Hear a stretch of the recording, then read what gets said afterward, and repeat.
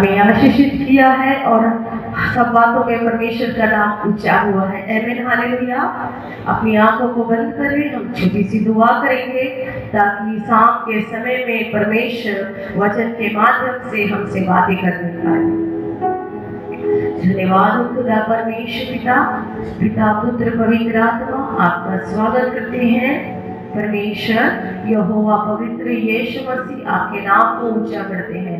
परमेश्वर पिता, जितने लोग यहाँ बैठे हैं उन्हें बहुत ऐसे आशीषित करिए, वचन के द्वारा उन्हें गहराई के साथ सामर्थ्य के साथ छू लीजिए। और परमेश्वर, जिस किसी मनसा से दिल के अंदर अगर कुछ प्रार्थना अधूरा है पिता, आज का वचन और जितने दिन ये सुनेंगे परमेश्वर, इनके जीवन में अद्भुत और अद्भुत बातें प्रकट होने पाए। यीशु मसीह, मेरे शब्दों को आपके हाथों में सौंपते हैं। बोलने वाली मैं नहीं परंतु पवित्र आत्मा आप होने पाए। मेरी जुबान के हर शब्द खुदा आपको महिमा देने वाली हो सके। मैं अपने देह प्राण और आत्मा को यीशु के हाथों में सौंपती हूँ। परमेश्वर पिता, बोलने के लिए बड़ा बल और हियाव दीजिए ताकि आपका वचन को विश्वास पूर्वक बांटने पाओ। खुदावंद यीशु के नाम से मांगते हैं, आमीन। हालेलुया। परमेश्वर का धन्यवाद करते हैं, सारी बातों में परमेश्वर के नाम को ऊंचा करते हैं।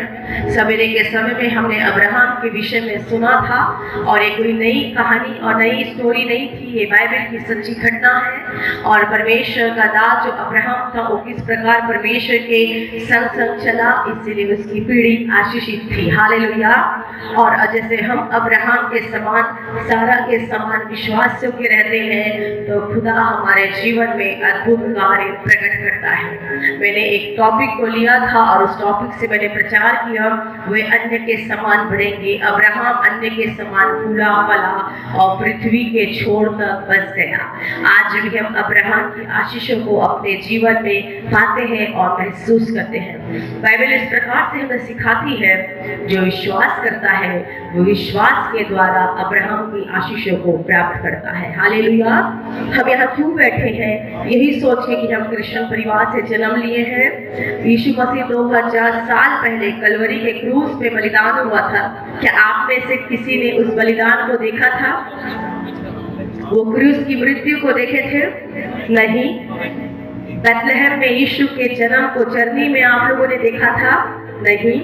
परंतु बाइबल बताती है, विश्वास आशा की वस्तुओं का निश्चय और अनदेखी वस्तुओं का प्रमाण है। हालेलुया। हम विश्वास करते हैं हमारा परमेश्वर जीवित था, जीवित है और जीवित रहेगा। हम विश्वास करते हैं हमारा परमेश्वर हमारे लिए धर्मी था, धर्मी है और धर्मी रहेगा। हम विश्वास करते हैं हमारा परमेश्वर हमारे लिए वफादार था, वफादार है और वफादार रहेगा। एक निश्चित समय पे परमेश्वर हमको बढ़ाता है। एक सीजन होता है गिरने का, तो एक सीजन होता है उठने का। एक सीजन होता है आपके आपके आपके उन्नति को रोकने का, तो दूसरा सीजन होता है आपके उन्नति के बढ़ने का। आपका सीजन चेंज हो सकता है, आपका मौसम बदल सकता है, आपकी हालात भी चेंज हो सकती है, लेकिन वो खुदा कभी बदलता नहीं। उसका एक सीजन है और वो सीजन होता है अनुग्रह का। हालेलुया। उसका एक सीजन है, वो सीजन होता है फेवर का। आज हम पढ़ेंगे इसमें से जो उसकी छाया में बैठेंगे। हालेलुया। बाइबल छाया के विषय में बहुत अच्छी बातों को वर्णन करती है और भजन संहिता 91 जो कि मेरा बहुत पूरे बाइबल में सबसे पूरा बाइबल सबको पसंद है। आमीन, हालेलुया। परंतु कुछ एक वचन होता है जो हमारी परिस्थितियों के ऊपर में हमें जय देता है। कुछ एक वचन वर्सेस होता है जो हमारे मरी हुई अवस्था के ऊपर में हमें जिंदा करता है। ऐसे बाइबल में एक वचन है जो भजन संहिता 91 में पूरा पाया जाता है।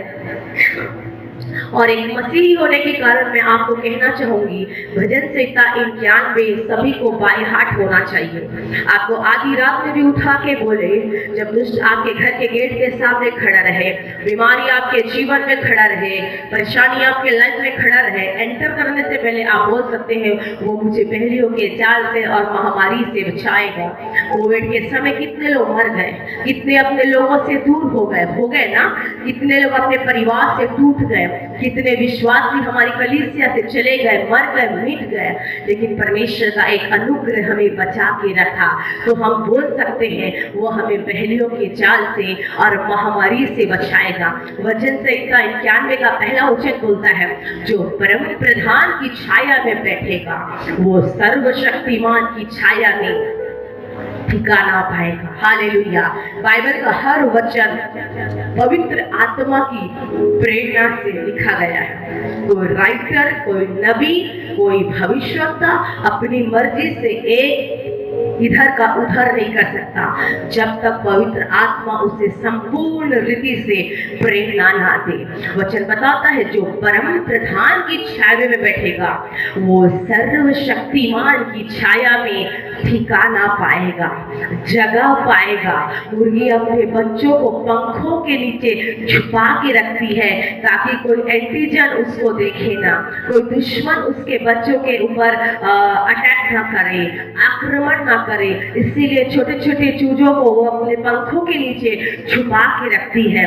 जब मुर्गी, जो कि एक मनुष्य नहीं है, मुर्गी जिसके अंदर परमेश्वर का आत्मा नहीं है, परंतु उसको पता है कि प्रोटेक्शन की जगह माँ का पंख हो सकता है, वहां से कोई व्यक्ति उसको निकाल नहीं सकता। तो ठीक उसी तरह आज हमको और आपको पता होना चाहिए कि हमारा एक सुरक्षा का स्थान है, हमारा एक सुरक्षा का जगह है। वो जगह होता है परम प्रधान का जगह, वो जगह होता है सेनाओं के यहोवा का जगह, क्योंकि और कोई सेना नहीं है जो आपको सेनाओं के सेना से क्या करे, निकाल के मार सके। आपका एक ही सेना है और वो सेनाओं का सेना है। आप शायद इस गाना को भी गा रहे थे, सेनाओं का यहोवा हमारे संग है और याकूब का परमेश्वर हमारा ऊंचा गढ़ है। तो परम प्रधान की छाया में बैठने से एक बेनिफिट है, आप सर्वशक्तिमान की छाया में आपका सही जगह मिल जाएगा। परमेश्वर की उपस्थिति में बैठने से, परमेश्वर के सम्मुख बैठने से और परमेश्वर के संग बैठने से, परमेश्वर के पास और करीब बैठने से, परमेश्वर के संग चलने से, खुदा की उपस्थिति में रहने से आपका ठिकाना भी सही जगह में सेट रहेगा। हालेलुया। मार्ग तो बहुत है प्रियो, कई प्रकार के मार्ग है, परंतु एक मार्ग है जो हमें ठिकाने की ओर लेके चलता है, वो मार्ग है यीशु नाम। हालेलुया। जैसे कि बाइबल बताती है, यूहन्ना में 14:6 में लिखा है, मार्ग, सत्य और जीवन मैं हूँ। मार्ग यीशु है, सत्य यीशु है और जीवन यीशु है। वो मार्ग आपको स्वर्ग लेके जाएगा, वो मार्ग आपको अनंत मिरास में शांति देगा, वो मार्ग आपकी गरिमा को खत्म होने नहीं देगा, वो मार्ग परमेश्वर की महिमा से आपको वंचित होने नहीं देगा। वो मार्ग का नाम है यीशु। हालेलुया। सत्य, दुनिया में बहुत से चीजें हैं, बहुत सी चीजें आई चली गई, लेकिन एक ही सत्य है कि यीशु जिंदा है। हालेलुया। दुनिया में बहुत से देवी देवता आए, बहुत से लोग आए, बहुत परम पूजनीय लोग आए, महान हस्ती आई, बहुत सारे लोगों को पूजने लगे ये दुनिया के लोग। आज आप जाकर देखो, सभी के फोटो में माला है, सभी का कब्र भरा है, लेकिन एक ही है जिसका कब्र विद्यमान है अर्थात खाली है, वो है यीशु का कब्र। हालेलुया। हालेलुया। मार्ग, सत्य और जीवन। यीशु ने कहा मैं जीवन की रोटी हूँ, जो मुझे खाएगा वो कभी भूखा नहीं होगा, वो कभी प्यासा नहीं होगा, क्योंकि उसके अंदर वो जीवन चलेगा। जैसे मार्था ने कहा, हाँ प्रभु मैं जानती हूँ पुनरुत्थान के दिन जब तू जीवित होगा तो मेरा भाई उठ जाएगा। यीशु ने कहा पुनरुत्थान और जीवन मैं हूँ। यीशु ने कहा जो पुनरुत्थापित हो सकता हूँ वो मैं हूँ। यीशु ने कहा मैं रिजरेक्टेड हूँ, यीशु ने कहा मैं जिंदा हूँ। यीशु ने कहा मेरा अंत नहीं है क्योंकि मैं अनंत हूँ। यीशु ने कहा जो मुझ पे विश्वास करेगा अगर वो इस शरीर से मर भी जाएगा परंतु एक जगह पे वो ठिकाना पाएगा, एक जगह पे वो सेटल रहेगा, एक जगह पे उसको सही स्थान मिल जाएगा। वो जगह होता है परम प्रधान का जगह। हालेलुया। हमारा टॉपिक होगा परमेश्वर हमारी सुनता है। परमेश्वर हमारी सुनता है। परमेश्वर आपकी सुनता है इसीलिए आप जिंदा हो। परमेश्वर नहीं सुनता तो मर जाते हैं। परमेश्वर ने कोविड में बचाया, वो आपकी सुनता है। परमेश्वर आपको प्रतिदिन नया दिन और नया सवेरा दिखा रहा, वो आपकी सुनता है। परमेश्वर ने जीवितों के मध्य में आपको जीवित रखा, वो आपकी सुनता है। परमेश्वर ने आपको अच्छा भोजन दिया, वो आपकी सुनता है। अच्छे कलीसिया में रखा, वो आपकी सुनता है। आप अपने बच्चों को अच्छी परवरिश दे रहे हैं। अच्छा, परमेश्वर बगावत का परमेश्वर नहीं है, परमेश्वर लड़ाई का परमेश्वर नहीं है, वो झगड़ों का परमेश्वर नहीं है, वो अनुग्रह का परमेश्वर है। हालेलुया। हम मसीही लोगों को ये पता होना चाहिए कि हमारा परमेश्वर अनुग्रह का परमेश्वर है। ये अनुग्रह का सीजन है, सीजन ऑफ फेवर। हालेलुया। ये फेवर का सीजन है। पिछले करार में आप देखिए, पिछले युग में देखिए, पुराने नियम में देखिए, अनुग्रह नहीं था इसीलिए लोग मर जाते थे। जब हारून के दोनों पुत्रों ने गलती की, परमेश्वर ने आग बरसा के उन्हें नष्ट कर दिया। एली के बच्चे, एलियाजर था, बच्चे लुच्चे थे, परमेश्वर ने नष्ट कर दिया। लेकिन एक अनुग्रह है, वो अनुग्रह आया कहां से? वो अनुग्रह आया यीशु के लहू के द्वारा। हालेलुया। यीशु मसीह ने कलवरी के क्रूस पे एक बलिदान हुआ। यीशु मसीह कलवरी के क्रूस पे अपने आप को दे दिया। यीशु मसीह कलवरी पे लहू की धारा को बहाया। तो मैं विश्वास करती हूँ जो अनुग्रह जो शब्द है वो यीशु के लहू से बाहर निकल कर आया। हालेलुया। महिमा कहाँ से प्रकट हुआ? महिमा कोई ऐसा अवतार नहीं है जो स्वर्ग से उतर के आपके हाथ में आ जाएगा। यीशु के लहू के बहाए जाने से महिमा प्रकट हो गया। हालेलुया। कलीसिया कहाँ से आया?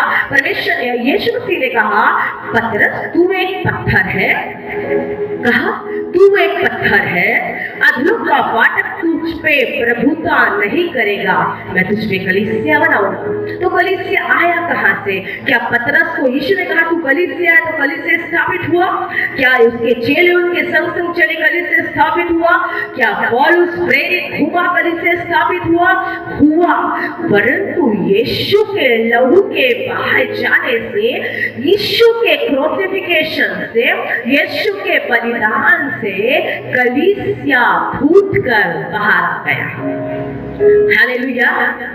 समझने वाले बोले यीशु महाराज की, मतलब सबको समझ आ रहा है। आमीन। हालेलुया। यीशु के लहू के बहाए जाने से, यीशु के कांटों का मुकुट को पहने जाने से, यीशु ने जो 150 किलो के क्रूस को अपने कंधे पे लेके चला, उसके पसली पे मारे जाने से कलीसिया स्थापित हो गया। हालेलुया। जैसे आपको सबको पता है परमेश्वर ने आदम की पत्नी को उसके पसली से बनाया, उसके पसली से मांस और एक हड्डी के टुकड़े से उसकी पत्नी को, हवा को बना दिया। तो जब पसली से परमेश्वर पत्नी बना सकता है तो उसी पसली के द्वारा यीशु की दुल्हन को भी परमेश्वर ने तैयार किया। जो पसली का जो भाग है प्रियो, वो भाग होता है परमेश्वर की उपस्थिति का भाग। हालेलुया। हमने पढ़ा इस बात को, हमने सीखा इस बात को कि यीशु मसीह हमसे प्रेम करता है। यीशु मसीह आया है, पूरे बाइबल का रीढ़ का हड्डी है। यूहन्ना 3:16 परमेश्वर ने जगत से प्रेम किया, अपने लौटे पुत्र को भेज दिया। लेकिन क्या उस सनातन प्रेम को समझने के लिए हम उस परमेश्वर के प्रेम को समझ पाए? वो परमेश्वर यीशु एक व्यक्तित्व है और उस व्यक्तित्व का आधार है उसका सनातन प्रेम। इसलिए मैंने कहा परमेश्वर हमारी सुनता है। परमेश्वर कोई मनुष्य नहीं है जो हमारी अनदेखी करे। परमेश्वर कोई नबी नहीं है जो कुछ भी बोले। परमेश्वर कोई भविष्यवक्ता नहीं है जो कुछ और बातों को बोले। वो सामर्थ है, वो अभिषेक है, वो वरदान है, वो जीवन है। और वो जीवन की ज्योति अगर हमारे अंदर चमकती है तो वो जीवन कई लोगों को नया जीवन दे सकता है। हालेलुया। हम बहुत पाप में रहे, बहुत श्राप में रहे, गलत बातों में रहे, हमारा जीवन कोई धर्मी और पवित्र नहीं है। या माँ के गर्भ से ऐसा कोई नहीं बोल सकता कि मैं बहुत पवित्र व्यक्ति हूँ। बिल्कुल रॉन्ग, गलत बातें हैं। हम बहुत जन्म से ही गलत थे और हम प्रतिदिन गलती करते हैं, परंतु एक अनुग्रह है जो हमें बचाने की सामर्थ रखता है। हालेलुया। परमेश्वर हमारी सुनता है, परमेश्वर हमारी सुन के उत्तर देता है। हालेलुया। जैसे वचन में मैं पढ़ना चाहूंगी, पहला शमूएल उसका 1:11 से मैं पढ़ती हूँ। तब उसने यह मन्नत मांगी, हे सेनाओं की यहोवा, यदि तू अपनी दासी के दुख पर सचमुच दृष्टि करे और मेरी सुधि ले और अपनी दासी को ना भूले और अपनी दासी को पुत्र दे, तो मैं उसे जीवन भर के लिए यहोवा को अर्पण करूंगी और उसके सर पे छुरा फिरने ना पाएगा। जब 11 पद को पढ़ेंगे तो इसमें इस प्रकार लिखा है, वह मन में व्याकुल होकर यहोवा से प्रार्थना करने और बिलख के रोने लगी। हालेलुया। ये हन्ना का मतलब होता है दया। आमीन। हन्ना का मतलब होता है दया, अनुग्रह। परमेश्वर ने हन्ना को क्यों ब्लेस्ड किया? और एल्काना की 2 पत्नी थी, हन्ना और दूसरी पनिन्ना। पूरे बाइबल में सबको पता है, ये छोटा बच्चा भी जानता है कि हन्ना कौन थी। हालेलुया। तो हम देखते हैं उसकी जो पत्नी एक थी, उसके 2 पुत्र थे, परंतु जो दूसरी थी वो बांझ थी। क्या थी? बांझ थी। बांझपन केवल बच्चा, अभी हम देखेंगे, अगर संसारिक तौर से देखें तो केवल जिसको बच्चा नहीं होता उसको हम बांझ बोल सकते हैं, राइट? लेकिन अगर आत्मिकपन से देखें तो जिसके अंदर वचन नहीं है, जिसके अंदर परमेश्वर का जीवित कलाम नहीं है, जिसका जीवन परिवर्तित नहीं है, वो भी आत्मिक रूप से एक बांझ है। हालेलुया। तो यहाँ बैठ के आनंदित होने की जरूरत नहीं है हमको कि हमारे 5 बच्चे हैं या 10 बच्चे हैं। इस बात से आनंदित हो के दूसरे को रिग्रेट नहीं करना है, परंतु अपने आप को टटोलना है कि क्या मैं सच में आत्मिक रूप से बांझ तो नहीं। आमीन। हालेलुया। पनिन्ना हन्ना को बहुत चिढ़ाती थी, बहुत परेशान करती थी, परंतु हन्ना क्या करती थी? उसको चिढ़ाती और चिढ़ाती नहीं थी। वो शिलो में जाती थी, वो भवन में जाती थी, वो प्रार्थना करती थी। बाइबल बताती है हन्ना इतनी अच्छी थी, उसके नाम के अंदर एक अनुग्रह था, वो दया था, लेकिन उसके बाद भी सेनाओं के परमेश्वर ने उसके कोप को बंद करके रखा था। इसीलिए नहीं कि हन्ना परमेश्वर को कोसे, इसीलिए नहीं कि हन्ना कहीं और इधर उधर भागे, इसीलिए नहीं कि हन्ना का विश्वास विचलित हो जाए, या इसीलिए नहीं कि हन्ना परमेश्वर की योजना से अलग हो जाए, परंतु परमेश्वर ने उसके कोप को बंद रखा था ताकि जब उस बंद कोप के अंदर से एक जाति आएगी, वो जाति होगा एक भविष्यवक्ता का जाति। हालेलुया। बाइबल में पनिन्ना के जो बच्चे थे वो हन्ना के बच्चे से बड़े थे। बाइबल में पनिन्ना जो थी वो हन्ना से पहले माँ बनी। बाइबल में पनिन्ना जो थी वो चिढ़ाने और दूसरों की बेइज्जती करने वाली एक लेडी थी। हालेलुया। आज हमारे समाज में, हमारे बीच में, हमारी कलीसिया के अंदर कुछ लोगों को ऐसा लगता है कि मैं बहुत पवित्र हूँ और बगल वाले का पाप ज्यादा है, मैं बहुत धर्मी हूँ और बाजू वाले का पाप ज्यादा है, मैं बहुत सिद्ध हूँ और इसलिए बहुत पापी है, ये पापनी स्त्री है। ऐसा कुछ लोगों की धारणा है। जिस प्रकार पनिन्ना का थिंकिंग था, आज वही विचारों से हमारे कलीसिया में, हमारे मंडली में, हमारे कुंड के अंदर ऐसी लेडीज़ें पाई जाती है। परंतु परमेश्वर जानता था कि जो चिढ़ा रही है उसके बच्चों के सामने जब इसका बच्चा आएगा तो उसका नाम कहीं नहीं आएगा। हालेलुया। जब पनिन्ना हन्ना को टॉर्चर करती थी, हन्ना रोती थी। उसके आंसुओं में एक दर्द था, उसके आंसुओं में एक पीड़ा थी, उसके आंसुओं में एक तकलीफ था, उसके आंसुओं में एक शिकायत था। खुदा, तूने इसको बच्चा दिया पर तूने मुझे बच्चा नहीं दिया। खुदा, ये मुझे परेशान करती है, मैं सहती हूँ। खुदा, ये मुझे टॉर्चर करती है, मैं सहती हूँ। खुदा ने कहा, रुक जा बेटा, जब तेरा समय आएगा तुझे बेहतर से बेहतरीन दूंगा। हालेलुया। तुझे बेहतर नहीं, तुझे और अच्छा दूंगा। परमेश्वर की दासी हन्ना वहां पर सिलो में जाना नहीं भूली। बच्चा नहीं है तब भी वो सिलो में जाके परमेश्वर के पास अपने आंसुओं को कुप्पी के समान रख रख के खुदा को बुलाना नहीं भूली। और जब वो सिलो में गई, आंसू बहाई, बिलख बिलख कर प्रार्थना करी। प्रार्थना करने से नहीं होता, परंतु प्रार्थना के अंदर, एक दुआओं के अंदर में एक आंसू होना भी जरूरी होता है। आमीन, हालेलुया। हन्ना आंसुओं के साथ खुदा के करीब आंसुओं के साथ खुदा से प्रार्थना करी। आंसुओं के साथ हन्ना खुदा को पुकारने लगी, कहने लगी होगी, शायद उस समय हन्ना का प्रार्थना इस प्रकार होगा, खुदा तू मुझे बच्चा दे दे। खुदा, अगर वो बच्चा तू मुझे देगा, मैं उसके जीवन भर तुझे अर्पण कर दूंगी। और उसने किया भी। परमेश्वर ने दुआओं को सुना, और परमेश्वर ने जब दुआओं को सुना, उससे पहले कुछ बलिदानों को परमेश्वर ने हन्ना से मांगा। आज प्रार्थना आपका अधूरा है, मतलब आपका बलिदान पूरा नहीं हुआ। अगर आपका प्रार्थना सुनाई नहीं दे रहा, मतलब आपका मन प्रार्थना के लिए व्याकुल नहीं है। व्यवस्था की किताब में कहता है, परमेश्वर मेरी आंखों में तेरा भय समा जाए। हालेलुया। जब परमेश्वर का भय हमारी आंखों में आएगा, हमारा मन व्याकुल होगा। मैं तो समझ ही नहीं पाती, कुछ लोग बिना प्रार्थना के जीते कैसे हैं। मुझे बड़ा अजीब सा लगता है, लोग बिना प्रार्थना के बिंदास जिंदगी जी रहे हैं, खा रहे हैं, पी रहे हैं, ऐशो आराम कर रहे हैं, एक बार भी नहीं सोचते वो परमेश्वर हमारे लिए अपने आप को दे दिया, वो परमेश्वर हमारे लिए अपने आप को बलिदान कर दिया। वो परमेश्वर का प्रेम सनातन है। हन्ना परमेश्वर के सिलों में गई, पहला काम क्या करी उसने? मन में प्रार्थना करी। अगर आपका मन आपको प्रार्थना के लिए प्रेरणा नहीं देता, मतलब आप परमेश्वर की दासी या भक्त हो नहीं सकती। अगर सच्ची प्रार्थना करना है तो मन को तैयार करना है। और वचन बताता है, मन में तो असाध्य रोग लगा है। क्या लगा है?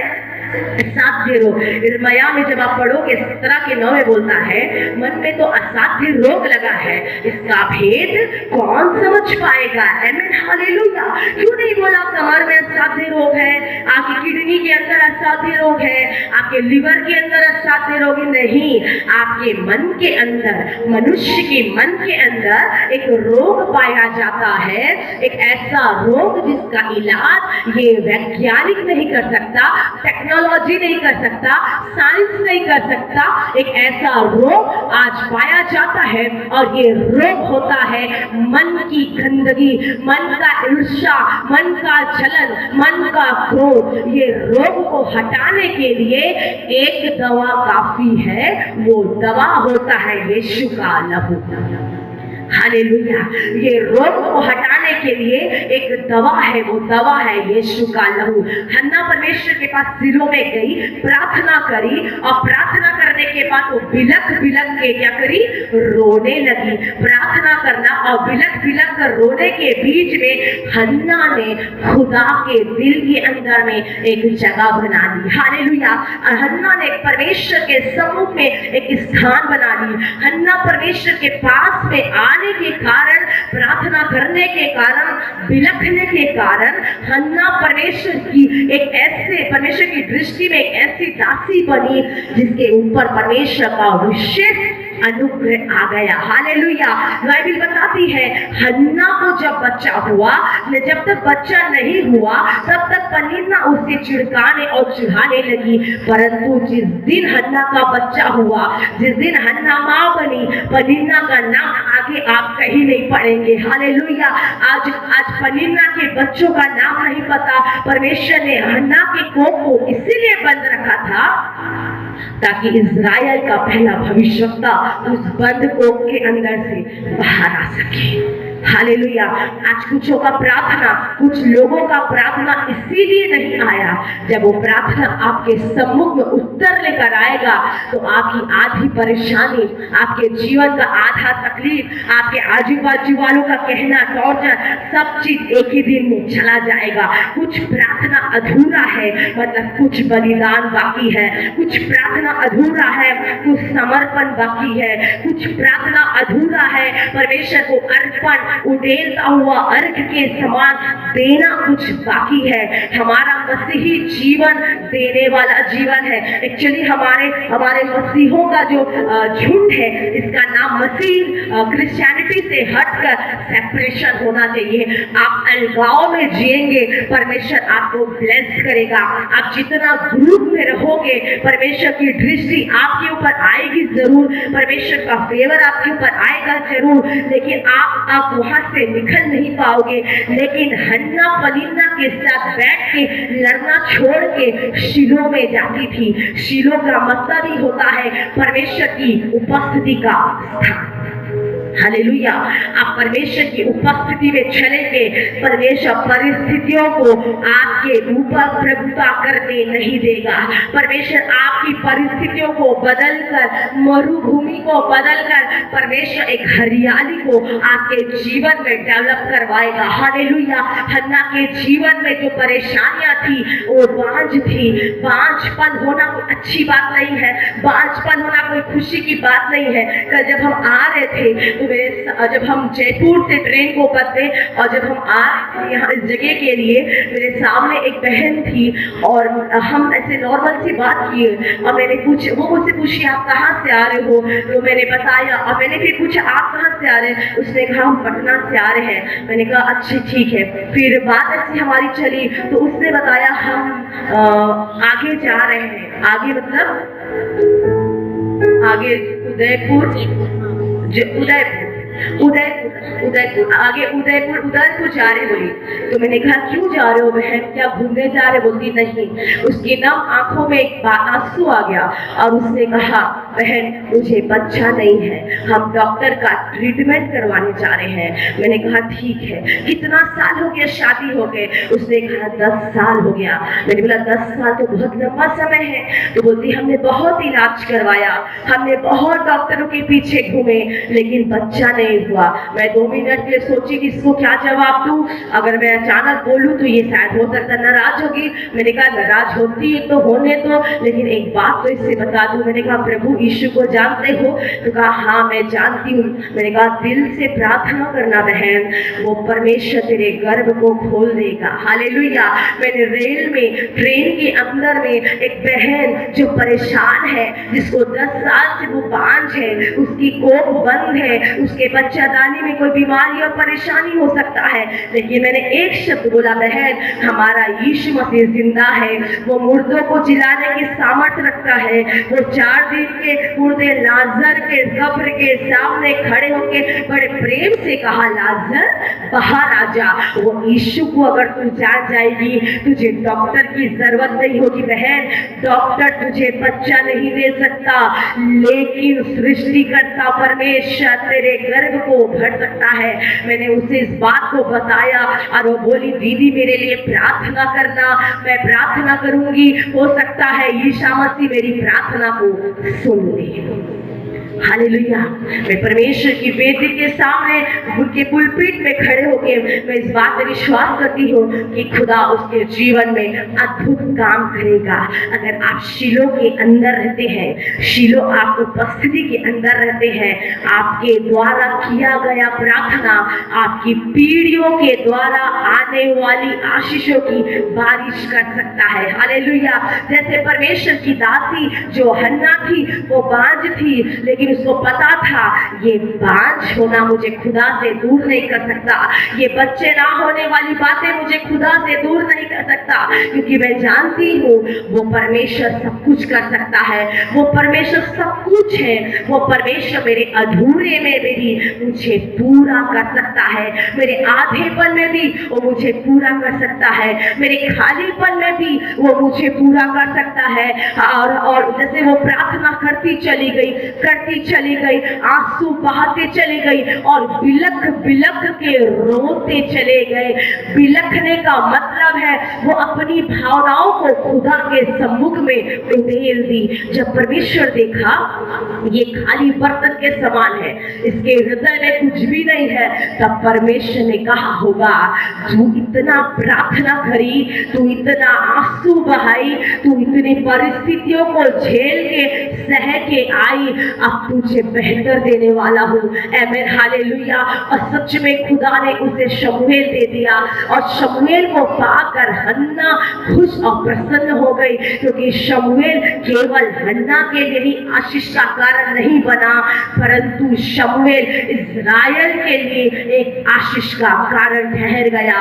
वो शमूएल जो परमेश्वर की दासी के प्रार्थनाओं का असर था, उसकी दुआओं का असर था, उसके आंसुओं का असर था। अगर आज जितनी माँ मुझे सुनती है वो माँ से मैं कहना चाहती हूँ, आंसुओं में बहुत पावर होता है, आंसुओं में बहुत असर होता है। अगर आंसुओं के साथ किया गया प्रार्थना, आंसुओं के साथ किया गया आराधना, आंसुओं के साथ किया गया महिमा, आंसुओं के साथ किया गया खुदावन को देने वाला एक महान सर्वशक्तिमान को देने वाला महिमा अगर आप करते हो, तो आपके बच्चे क्यों ना हो, कैसे भी क्यों ना हो, परमेश्वर उनको एक आशीष देने जा रहा है। आपके बच्चों के ऊपर में एक फेवर उतरने जा रहा है, आपके बच्चों के ऊपर में एक अनुग्रह उतरने जा रहा है, क्योंकि खुदा जानता है बच्चा भले ही अच्छा नहीं है, अच्छी राह पे नहीं है, बिगड़ चुका है, लेकिन खुदा जानता है माँ आंसू बहाने वाली है, माँ प्रार्थना करने वाली है। अगर प्रार्थना करने वाली माँ मुझे सुनती है तो आप इस बात को तय कर लीजिए, अब विश्वास के साथ आमीन बोलिए। खुदा जब हन्ना के बच्चे को ब्लेस कर सकता है, हन्ना के बच्चे को आशीष दे सकता है, तो वही खुदा आपके बच्चों को भी आशीष देने जा रहा है। हालेलुया। और जो माँ प्रार्थना नहीं करती है उन्हें अब प्रार्थना करने की जरूरत है। ये दुनिया की चकाचौंध में जीने से आपके बच्चे नाश हो जाएंगे, ये दुनिया की तरह जीने से आपके बच्चे बर्बाद हो जाएंगे।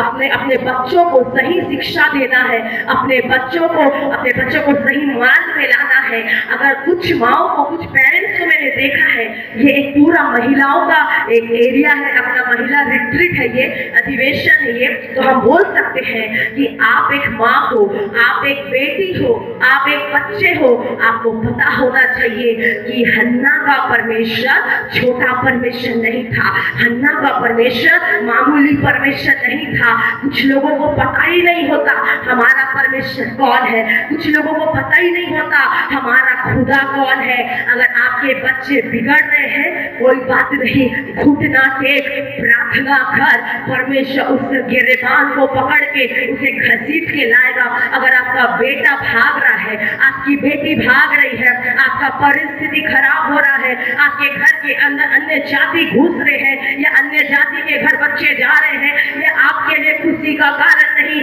ये आपके लिए दुख का, कठिनाई का कारण होगा। अगर आप मसीह हो, आप अपने आप को मसीह कहते हो, आप प्रभु की बेटी हो, सीना ठोक के कहते हो कि मैं क्रिश्चियन हूँ, तो आपके अंदर ये क्वालिटी होना चाहिए। तेरा बच्चा मर जाए, तेरा बच्चा अगर अधूरा रहे, तेरा बच्चा का हाथ रहे, पैर रहे, ना रहे, लेकिन तुम्हारा बच्चा गलत संगति में जाने से बच जाए। हालेलुया। कुछ माँ बाप सैक्रिफाइस करते हैं, बच्चों के खुशी के सामने झुक के अपने बच्चे को बोलते हैं हमने अपने बच्चे की शादी पैसे वाले एक लड़के से कर दिया, लेकिन दुख की बात है वो मसीह नहीं है, पर आ जाएगा। कौन से ईश्वर को मानते हो? कौन से परमेश्वर पे विश्वास है? अगर मेरे यीशु को मानते हो, हमारे बाइबल वाले परमेश्वर को मानते हो, प्रकाशित वाक्य वाले परमेश्वर को मानते हो, तो वचन बताता है आसमान जुए में मत जू। विश्वासी का अविश्वासी से क्या नाता, ज्योति का अंधकार से क्या मेल। अगर आप ज्योति हो तो आपका बच्चा अंधकार नहीं हो सकता।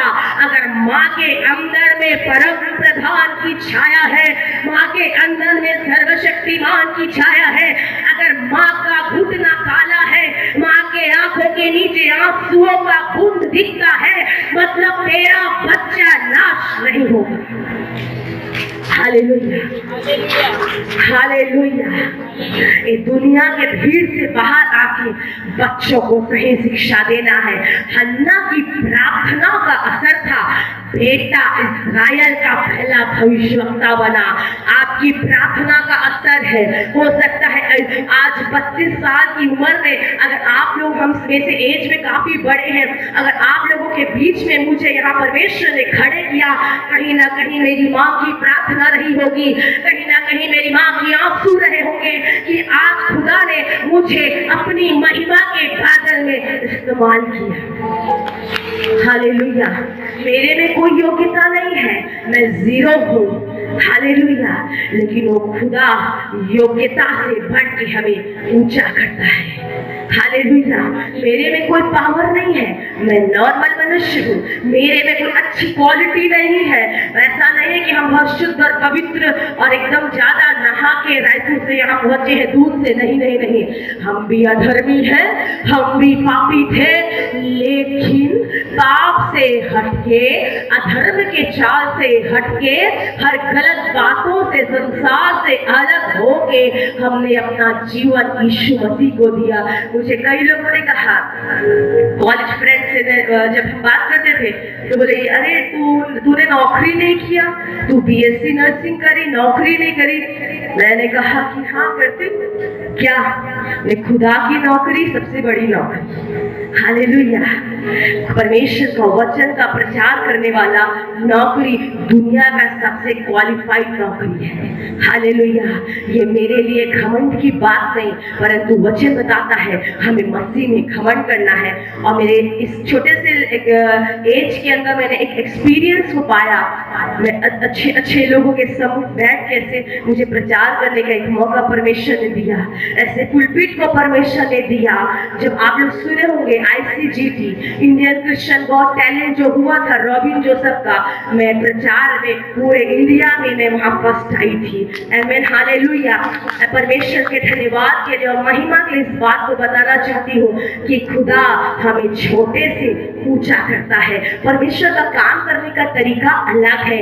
परमेश्वर आपको सीधा उठा के नहीं बैठाएगा, परमेश्वर आपको पहले नीचे करेगा, आपको निचोड़ेगा, आपको काटेगा, आपको छाटेगा, आपको इतना ज्यादा मतलब कमजोर वाली परिस्थिति खड़ा करेगा और आप बोलोगे सेवकाई नहीं करना, सेवा नहीं करना। लेकिन उस समय भी आप विश्वास योग्य रहोगे, उस समय भी आप वफादार रहोगे, तब परमेश्वर आपके लेवल को ऊंचा करने लगेगा। राजा दाऊद के विषय में सब जानते हैं। आमीन। राजा दाऊद बहुत कम एज का एक बच्चा था। वो मात्र 17 साल का था जब उसने 11 फुट के गोलियात को मार गिराया था। हालेलुया। राजा दाऊद का क्वालिटी ये था कि जब ये शमूएल नबी, जब शमूएल को परमेश्वर ने कहा जा और यिशै के पुत्र दाऊद का अभिषेक करना। अब शमूएल तो रहा परमेश्वर का नबी। परमेश्वर ने जैसे कहा, शमूएल उठा और कुप्पी में तेल लिया और गया। आमीन, हालेलुया। सिंह में तेल लिया और गया। जो जाने के बाद उसने यिशै को बोला, तेरे बेटों को बुला। यिशै ने अपने सब बच्चों को बुला लिया, लेकिन दाऊद को छोड़ दिया। हालेलुया। दाऊद को छोड़ दिया इसीलिए क्योंकि दाऊद चरवाहा था। कौन था? चरवाहा था। वो चराई करता था। यिशै को तो पता भी नहीं था, सोचा भी नहीं। उसके भाई ने भी नहीं सोचा कि चरवाही करने वाला राजा बन सकता है, लेकिन खुदा जानता है कि ये राजा बन सकता है। जब खुदा जानता है कि ये राजा बनेगा तो प्रजा का परिस्थिति बदल जाएगा। और उसने गया और बोला तेरे पुत्रों को बुलाया और यिशै ने कहा ये मेरे बेटे हैं। तो प्रभु का जो दास था उसने कहा ये नहीं है, ये भी नहीं है, ये भी रिजेक्टेड, ये भी रिजेक्टेड, ये भी रिजेक्टेड। खुदा ने उसे कहा बेटा शमूएल ये सब रिजेक्टेड है, सेलेक्टेड को बुला। फिर उसने कहा तेरा और कोई बेटा है? तब उसका पिता कहता है हाँ एक बेटा है, परंतु वो छोटा है और वो चरवाई करता है। परमेश्वर के दास ने कहा उसे बुला, क्योंकि परमेश्वर ने राजा होने के लिए उसका अभिषेक किया है। और जब दाऊद चरवाही कर रहा था उसके भाई ने कहा पिताजी तुझे बुला रहे हैं। तब राजा दाऊद गया और जाने के बाद शमूएल को खुदा का आत्मा कहने लगा यही है वो जिसका अभिषेक तुझे करना है, क्योंकि खुदा ने राजा होने के लिए, इज़राइल का राजा होने के लिए इसका अभिषेक नहीं करना, इसका तू राज्य अभिषेक करना। जब तू सिंह में तेल लेके तू इसका राज्य अभिषेक करेगा, ये पवित्र आत्मा से नबूवत करने लगेगा। कुप्पी का अभी लाया गया तेल वो एक नॉर्मल हो सकता है, लेकिन सिंह से लाया गया तेल वो अभिषेक का तेल है। कुप्पी को मनुष्य बना के इस्तेमाल कर सकता है, मिट्टी के जैसे पात्र को बना के इस्तेमाल कर सकता है, लेकिन जो सिंह होता है वो तुरई की तरह दिखता है। वो सिंह परमेश्वर के अभिषेक का चिन्ह होता है। और वो सिंह का तेल को दाऊद के सर के ऊपर डाल दिया, और जैसे दाऊद के ऊपर डाला, दाऊद जो 17 साल का था वो नबूवत की आत्मा से परिपक्व हो गया। और राजा दाऊद को परमेश्वर ने दाऊद राजा होने के लिए राज्य अभिषेक किया, लेकिन दाऊद को उसके बाद भी राजा का पोस्ट नहीं मिला। राजा दाऊद को उसके बाद भी सिंहासन नहीं मिला। उसके बाद भी राजा दाऊद चरवाही करता चला गया। जैसे कि हमको पता है शाऊल राजा था, लेकिन दाऊद उस समय राजा बना नहीं था। परमेश्वर की दृष्टि में शाऊल राजा होने के लिए बुलाया नहीं गया था, लेकिन यहोवा की दृष्टि में राजा दाऊद का बुलाया जाना निश्चित तौर से तय था। परमेश्वर ने शाऊल को कभी नहीं चाहा कि इज़राइल का पहला राजा बने, लेकिन परमेश्वर छोटे से लड़के को, कम उम्र के लड़के को, चरवाही करने वाले लड़के को, जिसको ये भी नहीं पता राजा क्या होता है, जिसको ये भी नहीं पता एपोद क्या होता है, जिसको ये भी नहीं पता तलवार कैसे चलाते हैं, उसके ऊपर में परमेश्वर का एक अनुग्रह था। हो सकता है राजा दाऊद की माँ एक प्रार्थना करने वाली होगी, राजा दाऊद की माँ के कोख के अंदर में परमेश्वर का एक अनुग्रह टिका रहा होगा, इसीलिए उसका बेटा योद्धा बनकर तैयार हो गया। Hallelujah, hallelujah. और राजा दाऊद के विषय में बाइबल बताती है वो छोटा मोटा योद्धा नहीं था, वो छोटा बेटा शूरवीर नहीं था। उसको लोग योद्धा के नाम से पहचानते थे। आमीन, हालेलुया। मेरे कहने का मतलब है अगर आप प्रार्थना करते हो तो लोग आपको प्रार्थना करने वाली बहन के नाम से पहचाने। आप बाइबल पढ़ती हो तो आपको बहन बाइबल पढ़ने वालों के नाम से जाने। आपके घर में अगर जय जयकार की ध्वनि उठती है तो आपके घर को महिमा का स्थान जाने। अगर आपके परिवार के अंदर में परमेश्वर को महिमा दे रहा है, अगर आपका परिवार परमेश्वर को महिमा दे रहा है, तो आपके परिवार के अंदर में परमेश्वर की महिमा प्रकट करने वाला परिवार जाने। हालेलुया। अपने नाम के आगे और जलनखोर, अपने नाम के आगे और ईर्ष्या करने वाली, अपने नाम के आगे बैर रखने वाली बहन नहीं बनना। अपने नाम के आगे और पीछे यीशु का सुसमाचार सुनाने वाली और अच्छा सोचने वाली, पवित्र जीवन जीने वाली, संसार से अलग होके एक अलगाव में जीने वाली बहन बन के आप खुदा के लिए ऊंचा स्थान बन सकते हो। हालेलुया। हन्ना के विषय में बाइबल बहुत सारी चीजों को बताती है। हन्ना की क्वालिटी ये थी कि उसका मन शुद्ध था। हन्ना की क्वालिटी ये थी कि वो कभी भी अपने मुंह को बजाने वाली नहीं थी, अर्थात वो पनिन्ना के साथ लड़ने और झगड़ने वाली नहीं थी। और हन्ना का जो प्रार्थना था वो प्रभावशाली प्रार्थना था।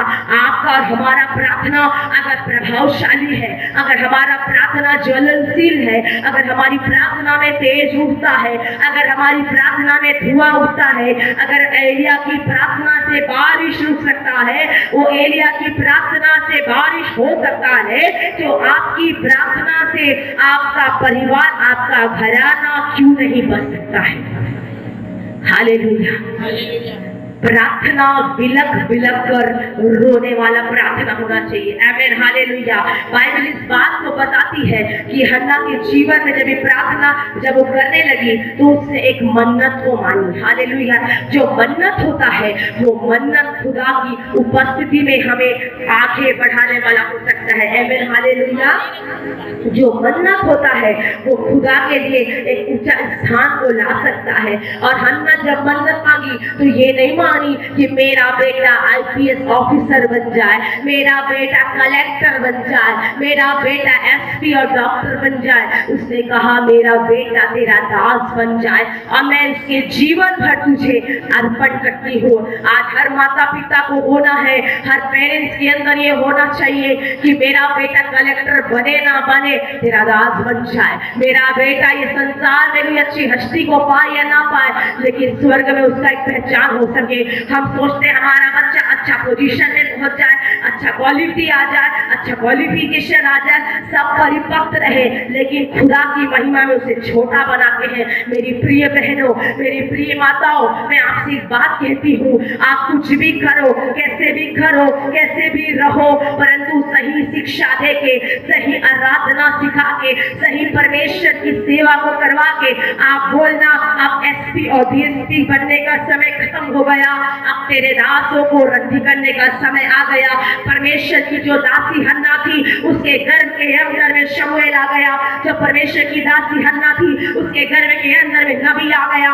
आज जितनी भी बहनें हैं, अगर आपको बच्चा हो गया है तो आप भी अपने बच्चे के ऊपर हाथ रख के बोलना कि यीशु के नाम में मैं तुझे आशीष देती हूँ। तू खुदा का सेवा करने वाला दास है, तू खुदा की सेवा करने वाली बेटी है। आपके बच्चे अगर ढिठाई के पाप में है, आपके बच्चे हट करने वाली पाप में है, आपके बच्चे गलत आदतों में फंसे हैं, लेकिन मैं विश्वास करती हूँ अगर आज की माँ, अगर आप आंसू बहाकर प्रार्थना करते हो, आप आंसू बहा के परमेश्वर को महिमा देते हो, अगर आपकी दुआओं में आंसुओं का असर है, पवित्र आत्मा आपके बच्चों को पकड़कर एक दिन महिमा करवाएगा। हालेलुया। हालेलुया। जब मेरा बेटा पैदा नहीं हुआ था, मैंने अपने पेट में हाथ रख के प्रार्थना करती थी प्रतिदिन कि प्रभु ये तेरा दास बनेगा। एक जीवित गवाही है ये, प्रभु तेरा दास बनेगा। मेरे मन में कभी नहीं आया कि ये कलेक्टर बने, ऑफिसर बने, ये बने, वो बने, मेरे विचारों में नहीं आया। मैंने कहा ये सेवा करेगा। मैंने अपने पति को भी बोला जैसे ये 12th पढ़ेगा मैं इसको बाइबल ट्रेनिंग में भेजूंगी, ये तेरा दास बनेगा। पता है हमारी जबान का शब्द हमें आशीषित कर सकता है। परमेश्वर ने आपके जुबान को आशीष दिया है, परमेश्वर ने आपके शब्दों को आशीषित किया है। आप जो बोलोगे वो हो जाएगा। परमेश्वर ने कहा कि तू बोल पहाड़ हट जाए, तो पहाड़ हट जाएगा। पहाड़ का मतलब सीने पर्वत नहीं हटेगा, कैलाश पर्वत नहीं हटेगा। तेरे जीवन का परिस्थिति जो पहाड़ के समान आपके लाइफ में खड़ा है, वो परिस्थिति से बात करो, वो परिस्थिति से बोलो और वो परिस्थिति आपके सम्मुख से टूट के बिखर जाएगा। हालेलुया। मैंने अपने बेटे के लिए हमेशा ऐसे ही प्रार्थना की, और हर बच्चा जब जन्म लेता है तो उसके मुंह में पहला शब्द माँ आता है, लेकिन मेरा बेटा जब बात करने लगा तब वो पहला शब्द फायर बोला। हालेलुया, आमेन। वो पहला शब्द फायर बोला, वो आग को बोला जो मैंने उस बच्चे के जन्म होने से पहले प्रार्थना की। मैंने कहा अगर मैं प्रार्थना करती हूँ तो मेरा पीढ़ी प्रार्थना करेगा, अगर मैं वचन का प्रचार करती हूँ तो मेरा वंश भी वचन का प्रचार करेगा, अगर लोग मुझे प्रचारिका के नाम से जानते हैं तो मेरे बेटे को लपूट के नाम से नहीं, खुदा तेरा दास होने के नाते जानेंगे। Hallelujah, hallelujah. ये एक मां के लिए गर्व की बात है कि उसका बच्चा प्रभु का दास है, दासी है। गरीबी में सेवा करो या पैसे के ऊपर बैठ के सेवा करो, ये परमेश्वर के राज्य में स्वर्ग जाने का टिकट नहीं कटेगा। आप गरीबी में भी, दुख में भी, कंगाली में सेवा करोगे, अनंत मिरास जो यीशु के पास है, उसके हृदय के अंदर में एक विशेष स्थान, एक प्रीशियस जगह जो खुदा इस दुनिया के धनगढ़ों को नहीं देगा, वो परमेश्वर हमें देने जा रहा है। Hallelujah, hallelujah. मैंने बताया राजा दाऊद, वो राजा दाऊद के अंदर क्या विशेषता थी? वो तो छोटा बच्चा था, वो छोटा बालक था, आयु भी उसकी कम थी, लेकिन राजा दाऊद का परमेश्वर महान था। राजा दाऊद को राज्य अभिषेक करने के लिए बोलने वाला परमेश्वर महान था। और दाऊद कोई छोटा मोटा योद्धा नहीं, वो बड़ा सूरवीर योद्धा था। और दाऊद के दो लोगों से बिल्कुल, दो लोग उसको पसंद नहीं करते थे, एक था शाऊल और दूसरा उसका बेटा अबशालोम। शाऊल को इसीलिए पसंद नहीं दाऊद क्योंकि शाऊल क्या था? राजा था। और शाऊल राजा था, दाऊद को कोई फर्क नहीं पड़ा। शाऊल ने किसी को मारा नहीं मारा, दाऊद को फर्क नहीं पड़ा। लेकिन दाऊद को, जब दाऊद ने मारा गोलियात को, तब भी शाऊल को फर्क नहीं पड़ा। फर्क कब पड़ा? जब दाऊद का महिमा होने लगा। हालेलुया। दाऊद ने लाखों को मार गिराया, आमेन। ये बात शाऊल को पचा नहीं। आज भी कुछ लोगों को आपकी भलाई पचता नहीं है, कुछ लोगों को आपकी अच्छाई पचता नहीं है, कुछ लोगों को आपका उन्नति पचता नहीं है। कोई दिक्कत नहीं है, शाऊल को हटा के दाऊद को खड़ा करने वाला परमेश्वर आपके संग है। हालेलुया। अबशालोम बड़ा हैंडसम था और शाऊल और अबशालोम के जैसे हैंडसम इज़राइल में नहीं था। क्या लंबे लंबे घने घने बाल थे उनको, लेकिन अबशालोम को भी अपने बाप की बचती नहीं थी, आमीन। वो उसके पीछे पड़ा रहता था।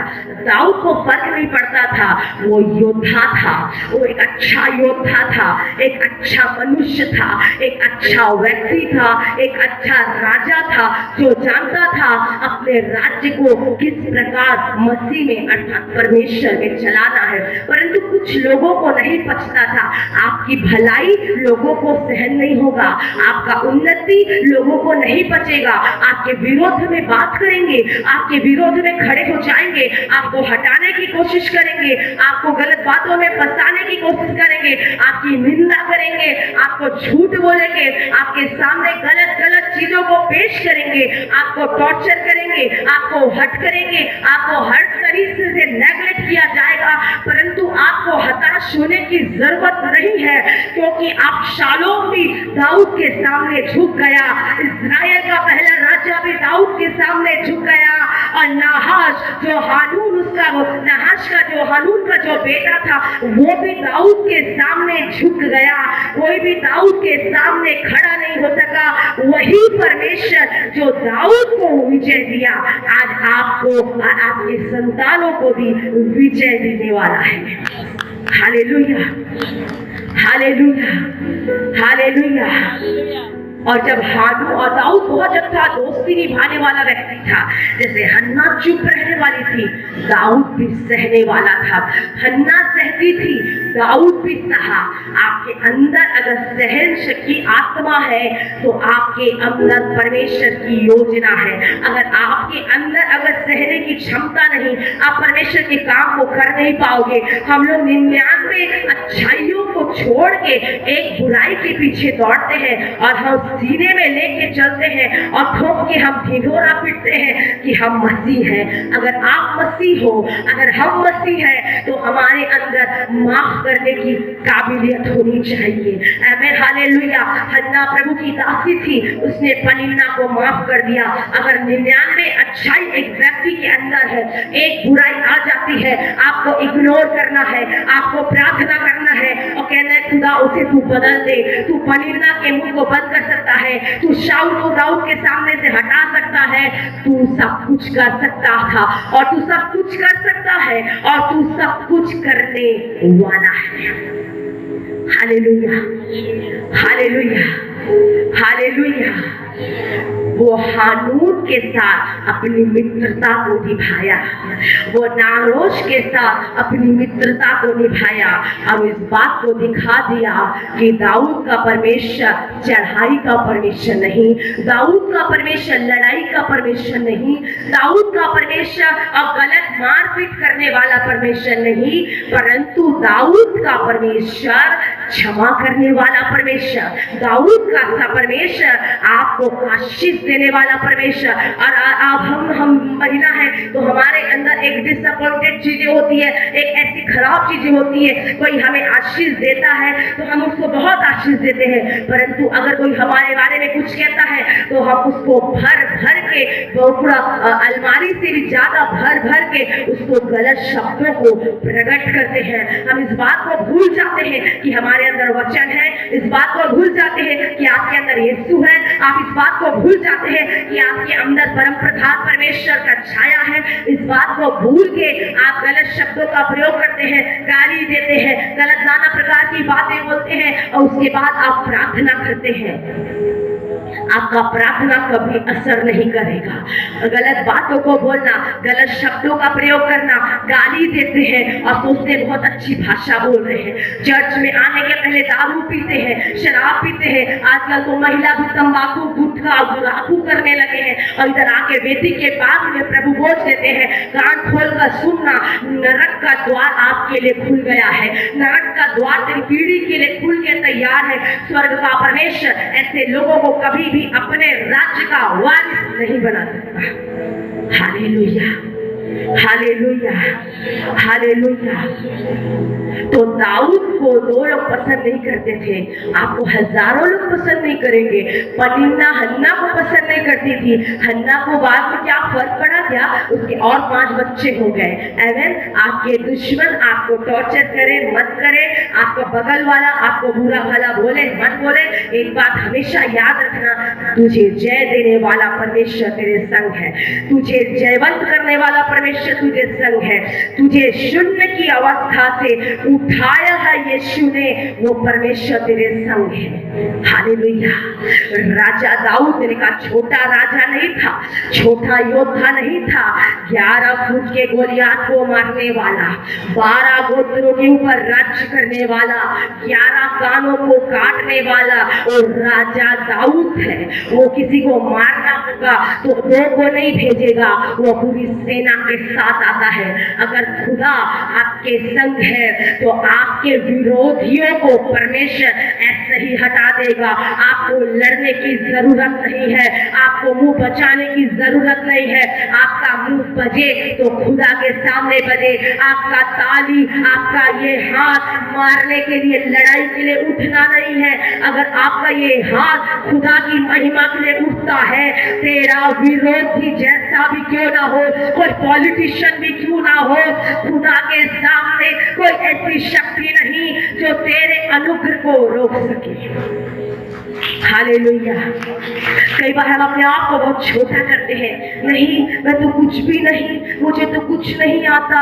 और चर्च में मौका मिलता है सामने आने का, नहीं हमको तो पढ़ना नहीं आता, हम तो बोलना नहीं जानते, भाषा नहीं आता। यीशु मसीह का कौन सा चेला PhD किया था? हालेलुया। पतरस याकूब याकूब यूहन्ना कौन से यूनिवर्सिटी से पढ़ के आए थे? आज लोगों को पता होना चाहिए खुदा ये संसार की पढ़ाई का खुदा नहीं। आप अच्छे से बाइबल पढ़ना, वचन में कहीं नहीं लिखा कि खुदा डिग्री होल्डरों का खुदा है। वो खुदा निर्धनों का भी खुदा है, वो खुदा गरीबों का भी खुदा है, वो खुदा कंगालों का भी खुदा है। तेरे शब्द में अगर अच्छे लैंग्वेज नहीं है, कोई दिक्कत नहीं। तुझे प्रचार करना नहीं आता, कोई दिक्कत नहीं। तुझे प्रार्थना करना नहीं आता, कोई दिक्कत नहीं है। लेकिन तेरी एक दुआ से, तेरे एक आंसुओं से स्वर्ग का परमेश्वर यहाँ आ जाता है। तू पढ़े लिखों से महान है। Hallelujah, hallelujah, hallelujah. ये बाइबल को समझने के लिए आप कितना बड़ा भी डिग्री और पीएचडी में कर लो, पवित्र आत्मा का ज्ञान अगर तेरे अंदर नहीं है तो तू सबसे बड़ा अनपढ़ है। हालेलुया। पवित्र आत्मा कोई खिलौना नहीं है जो तुझे व्यभिचार में मिल जाए। पवित्र आत्मा कोई खेल नहीं है जो तुझे लड़का लड़की चक्कर में मिल जाए। पवित्र आत्मा कोई खिलौना नहीं है कि तुझे गलत तरीके से दे दिया जाए।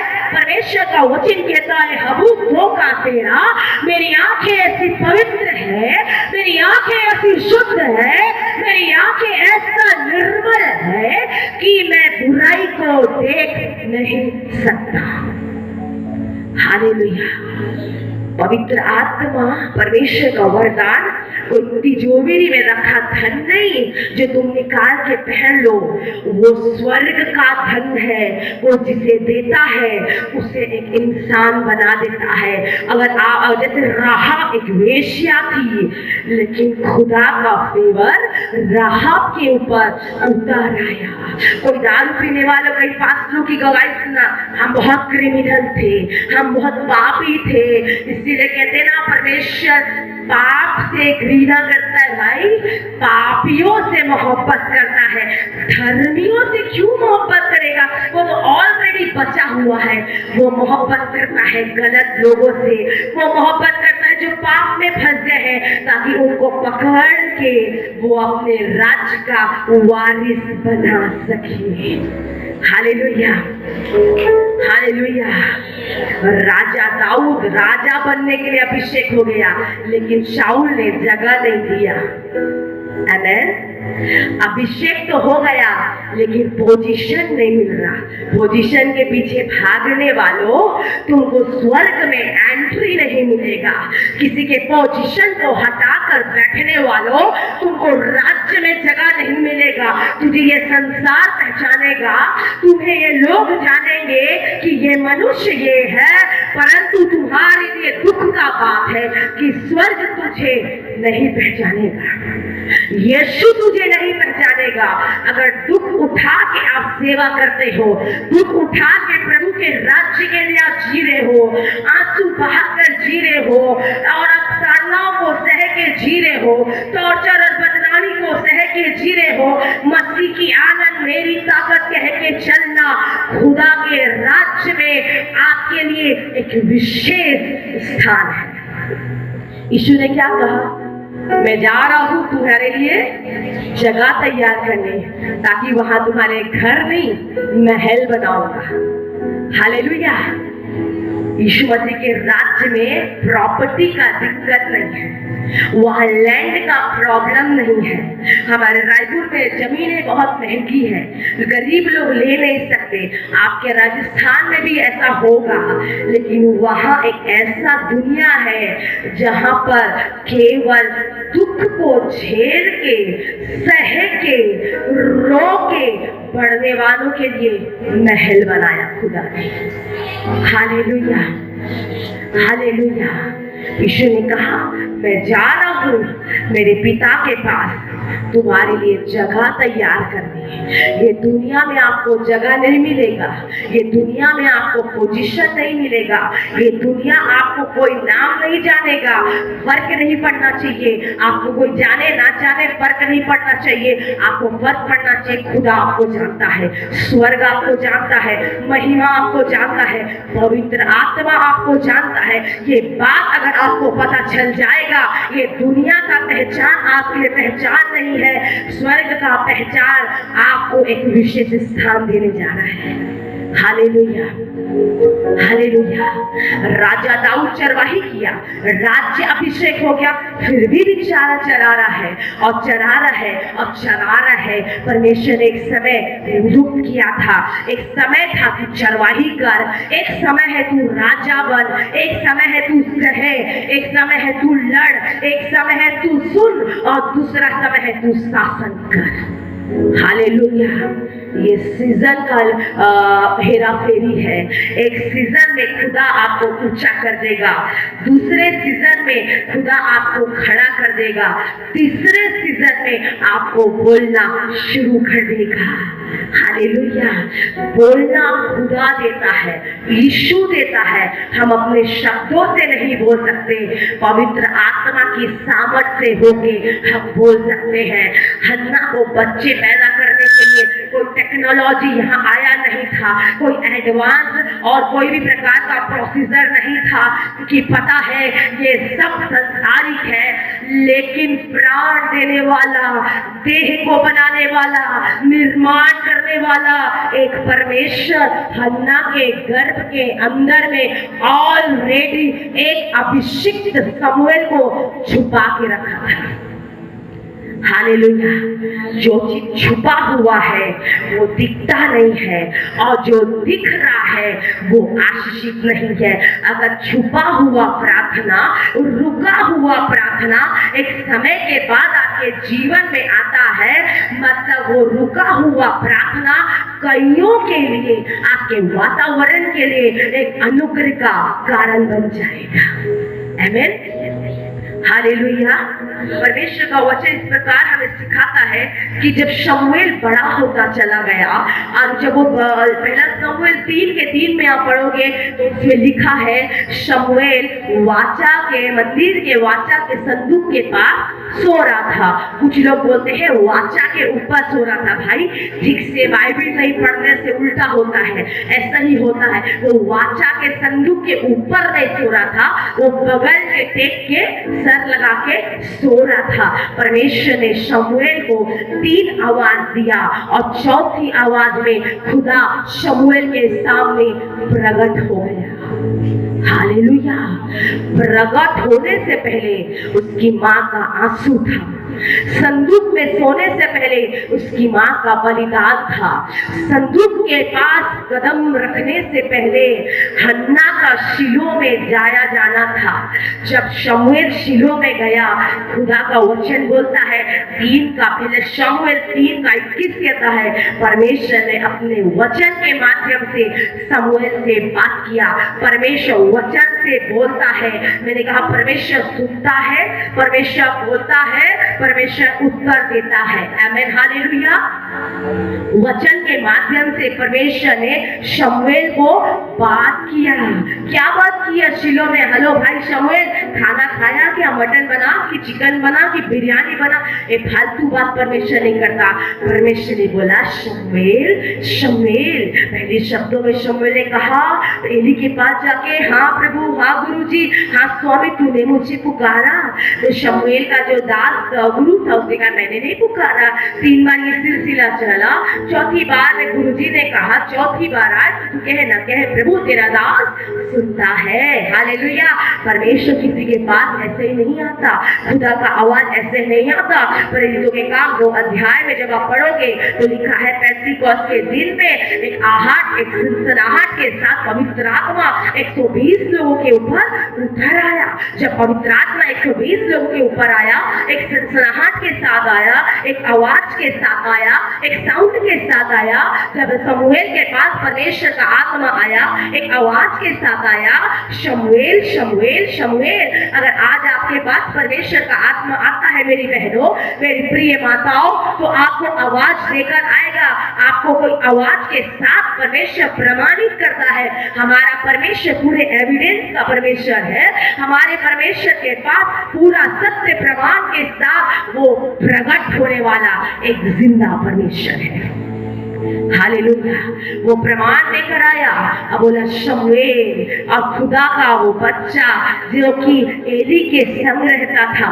एली के बच्चे तो लुच्चे थे, लेकिन प्रार्थना करने वाली माँ का बेटा अभिषिक्त था। एली के बच्चे तो याजक होने के कारण भी सुधर नहीं पाए, लेकिन प्रार्थना करने वाली माँ का बेटा वचन की सामर्थ में बढ़ता चला गया। एली के बच्चे तो मर गए, गलत बातों में चले गए, गलत दृष्टि में कूच में चले गए, लेकिन आंसू बहाने वाले का बच्चा, प्रार्थना में रोने वाली का बच्चा, बिलखने वाली का बच्चा एक दिन शीलो के अंदर पहुंच गया। शीलो का मतलब होता है ये ईंट और इमारत के बने, मैं भवन की बात नहीं करती। ये शीलो का मतलब होता है परमेश्वर की उपस्थिति का सही जगह। हालेलुया। वाचा का संदूक क्या है? वाचा का संदूक होता है परमेश्वर का पवित्र वचन। आमीन। ये वाचा का संदूक उस समय कुछ और था, जिसको लेके मिलाप वाले तंबू से लोग चलते थे।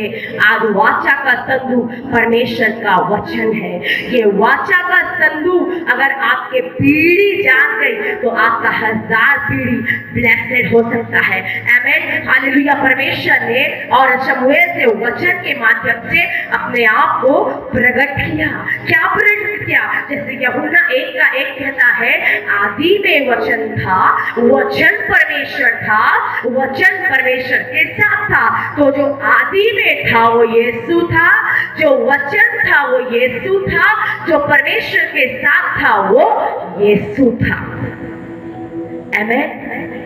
यूहन्ना 17:5 कहता है, यीशु मसीह क्या कहता है? हे पिता, मेरी महिमा तेरी उस महिमा से कर जो जगत की सृष्टि से पहले मेरी तेरे साथ थी। तो आदि में कौन था? परमेश्वर था। परमेश्वर कौन था? पुत्र था। आमीन। आदि में परमेश्वर था, आदि में वचन था, आदि में यीशु था, आदि में प्रकाश था, आदि में जीवन था। जब यीशु मसीह आया तो वो आदि था। जब परमेश्वर ने कहा उजियाला हो जा, उजियाला हो गया, क्योंकि वो परमेश्वर का बेटा प्रकट हो गया। लेकिन उसका प्रकटीकरण 2000-3000 साल पहले मरियम की कोख में प्रकट हुआ।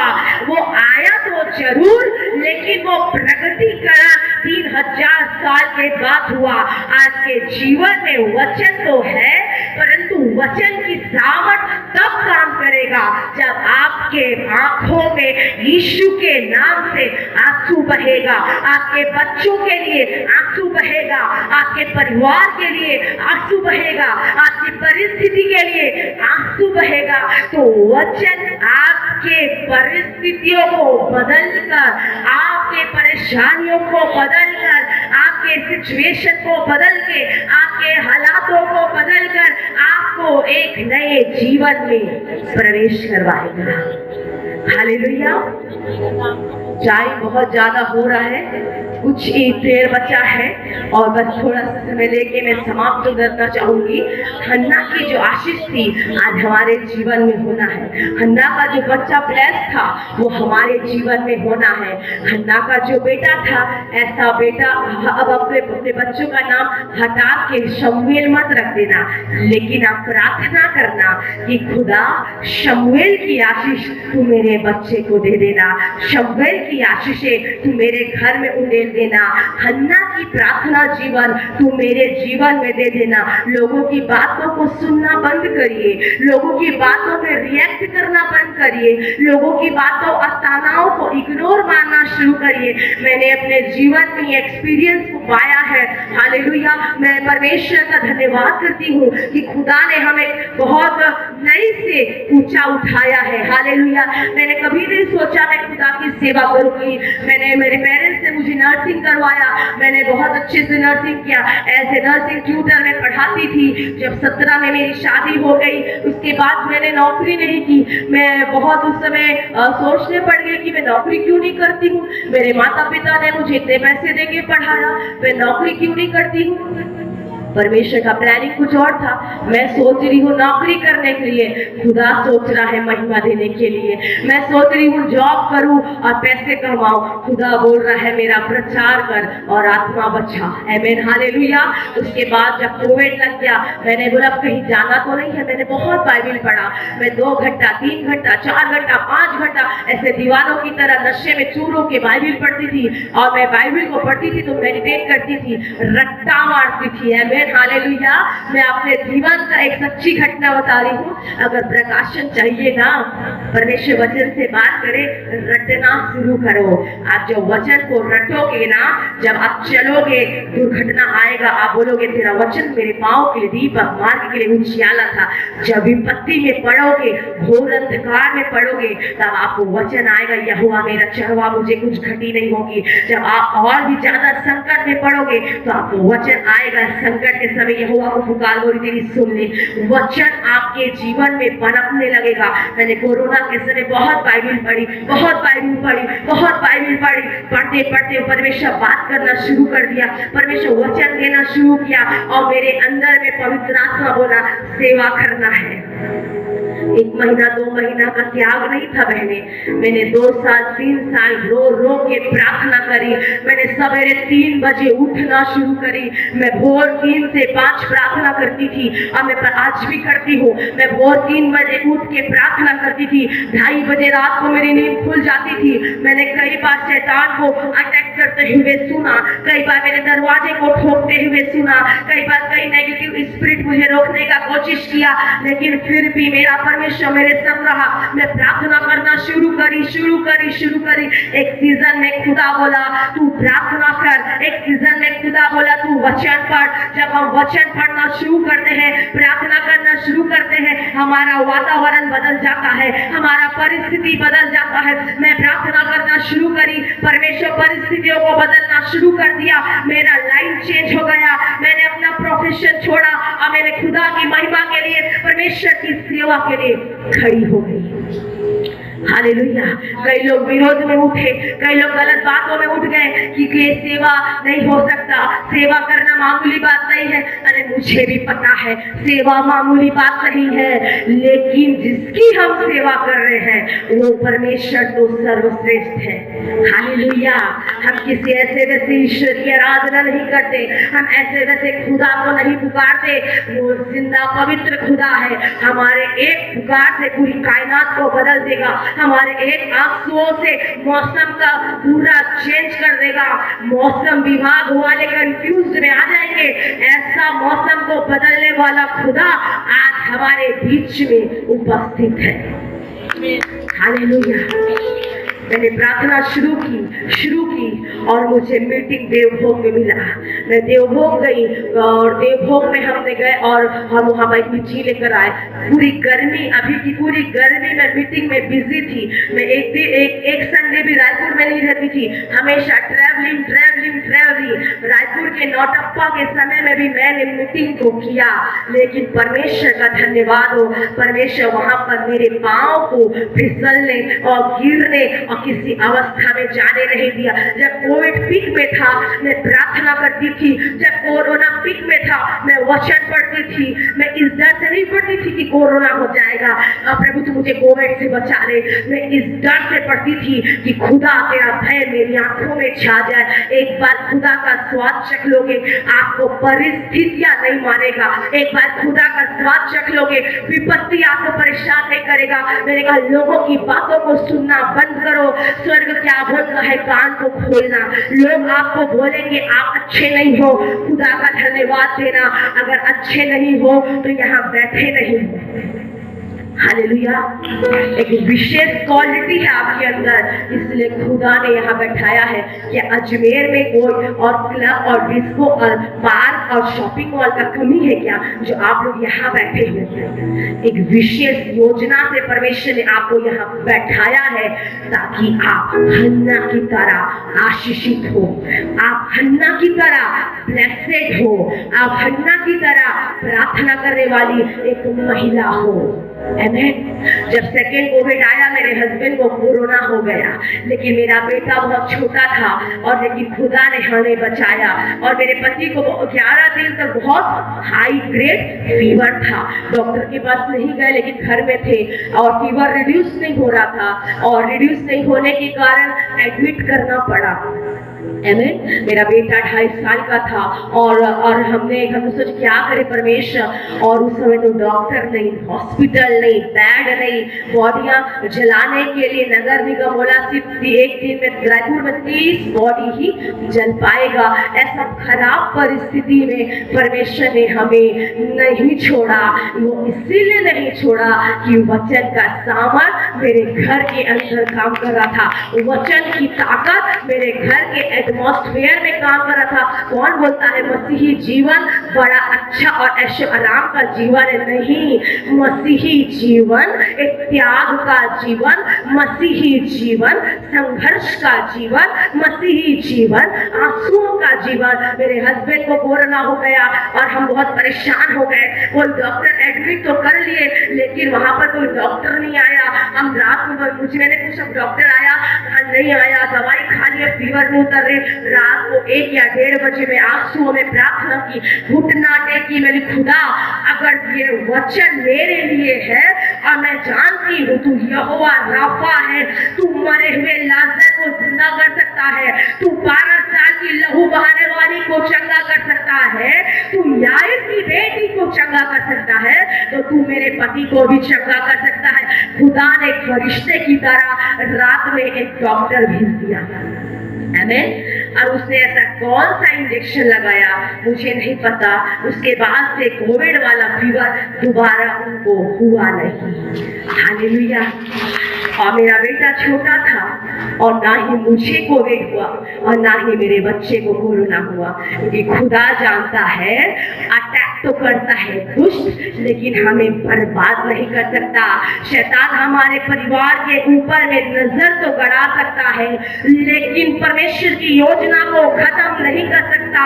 मैंने परमेश्वर से बोला प्रभु अगर तू मेरे पति को चंगा कर दिया तो मैं और मेरा घराना तेरी सेवा करेगा। और मैं परमेश्वर का धन्यवाद करती हूँ और परमेश्वर ने हमें हमारे परिवार को बचाया और हमें इस लायक बनाया कि हम उस जिंदा खुदा की आराधना कर सकते हैं। हालेलुया। लोगों का सुनना बंद करिए, लोगों की बातों को माइंड करना बंद करिए। आप लोगों का बात को त्यागोगे, खुदा आपको ग्रहण करेगा। हालेलुया। आपने कपड़ों को देखा है धोबी कैसे धोता था? पुराने जमाने में कपड़े को धोबी धोता है पत्थर में मार के। आमीन।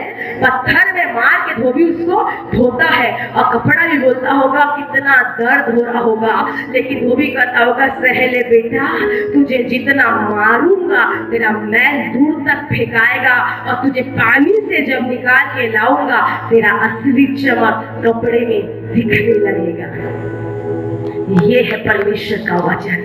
परमेश्वर अगर तोड़ता है, परमेश्वर आपको मरोड़ता है, परमेश्वर आपको अगर आपके जीवन की परिस्थितियों को बदल देता है, परमेश्वर को कभी मत कोसना, परमेश्वर को कभी गलत मत बोलना। बांझ होना कोई अच्छी बात नहीं थी। 17 साल हन्ना का कोख बंद था। 17 ईयर 17 साल हन्ना बांझ थी। आज 10 साल में लोगों का पसीना निकल आता, डॉक्टरों के पीछे दौड़ते हैं। 17 साल वो बांझ थी। 17 साल बांझ औरत की कोख को वो स्वर्ग का परमेश्वर खोल सकता है। 17 साल के दाऊद को वो राज्य अभिषेक कर सकता है और कितनी बुजुर्ग सारा को जो वाचा का बच्चा साहब दे सकता है। तो वही यीशु, वही खुदा, वही सेनाओं का परमेश्वर हमारे आंसुओं को, हमारी प्रार्थनाओं को, हमारे बिलखने को, हमारे तकिए के भीगने की अवस्था को भी जानता है। Hallelujah, hallelujah. वो दाऊद का परमेश्वर है, वो शद्रक मेशक का परमेश्वर है, वो दानियल का परमेश्वर है।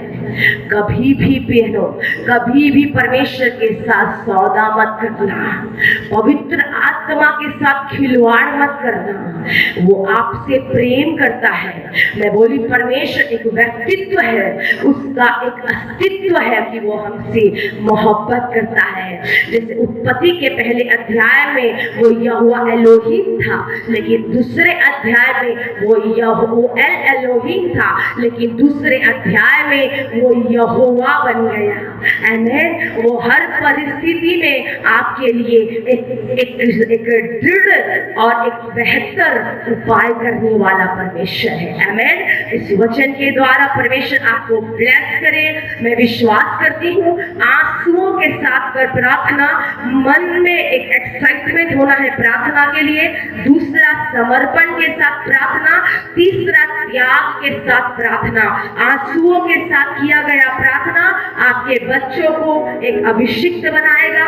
समर्पण के साथ किया गया प्रार्थना आपको बहुत सी महिलाओं के बीच में खड़ा करेगा, और एक बलिदान और एक त्याग और एक अर्पण के साथ किया गया प्रार्थना आपके जीवन को एक नया स्तर में लेकर जाएगा। हालेलुया। इस वचन के माध्यम से खुदा आपको ब्लेस करे। मैं ज्यादा समय ले ली इसलिए मैं क्षमा चाहती हूँ। परमेश्वर हम सबों को बहुत आशीषित करे, आशीष दे। आप मेरे लिए प्रार्थना करना ताकि कल जो बोलना है उसके लिए भी पवित्र आत्मा मुझे अगुवाई करे, गाइड करे। परमेश्वर मेरे शब्दों से होके आप लोगों की जो जरूरत की चीजें हैं वो बातों को पवित्र आत्मा प्रकट करे। आप सभी को जय मसीह।